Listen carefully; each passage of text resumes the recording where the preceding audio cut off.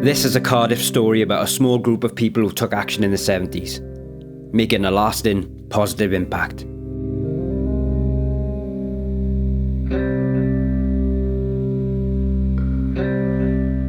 In the late 60s, Cardiff hit the headlines in a scandal that sent shockwaves throughout the country. And it's behind this door, in this unassuming street of Cardiff, that social care was revolutionised. In 1967, the News of the World newspaper uncovered endemic mistreatment of patients at Ely Hospital, which included physical and verbal abuse, a lack of medical care and ignoring of complaints. This triggered a major inquiry, which found the psychiatric hospital to have been completely cut off from mainstream professional care, with a severe lack of staff training and overcrowded and dirty wards. Cardiff was completely horrified that this was happening unknowingly right under their nose and jumped to action.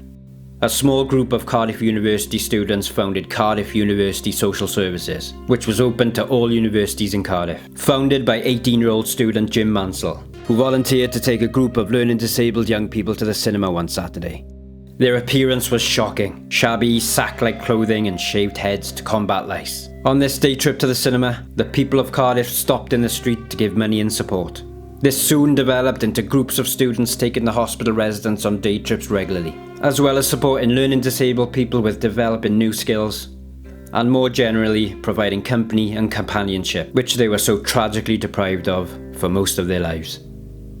Within 2 weeks, Jim Mansell called a meeting to discuss how to get Ely Hospital's doors shut for good and support its residents in a more humane way. In 1974, Cardiff University Social Services pioneered a completely new form of care, when Jim and 2 other volunteers moved in with 5 previous residents of Ely Hospital at 12 Ruthin Gardens in Cathays. In a time where learning disabled people were kept and isolated in long-stay institutions, this group was integrated into the community and developed independence through the care and training roles that these students took on.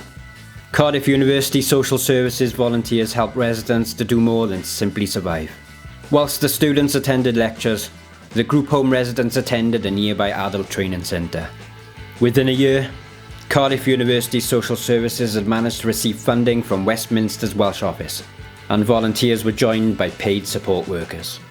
The former Ely Hospital residents developed so much that there was a real equality throughout the house, and everyone lived together more like housemates. Beyond that, the residents were helped to move further with their lives by finding jobs and gaining ultimate independence, where in the past, hospitalisation would have been their only option. One of the housemates was Alan Duncan, a young man born with Down syndrome who had aspirations to be in a band, which he achieved after moving into 12 Ruthin Gardens. The work done by these students in supporting learning disabled people and raising awareness of their radical approach led to Cardiff County Council setting up Nimrod in 1981. Their aim was to copy the Cardiff University Social Services model of supportive living and expand their work. It began first with an all-Wales strategy, which was then rolled out as standard across the country.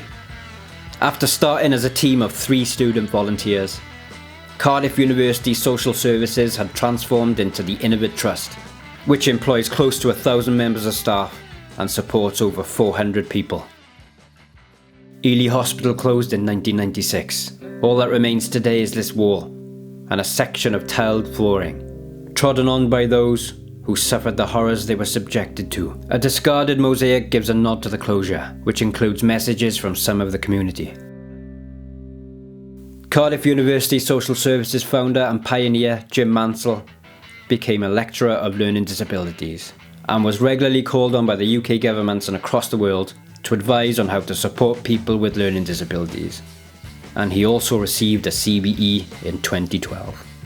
Professor Mansell writes the guide for the NHS on providing services in the community for people with learning disabilities. He continued to fight against the poor treatment and abuse of people with learning disabilities up until his death in 2012. These students who fought for change paved the way for a brighter future for learning disabled people. And today, 100,000 people are moved into supported living houses based on the house in Ruthin Gardens. A real beacon of light, which brought learning disability out of the shadows.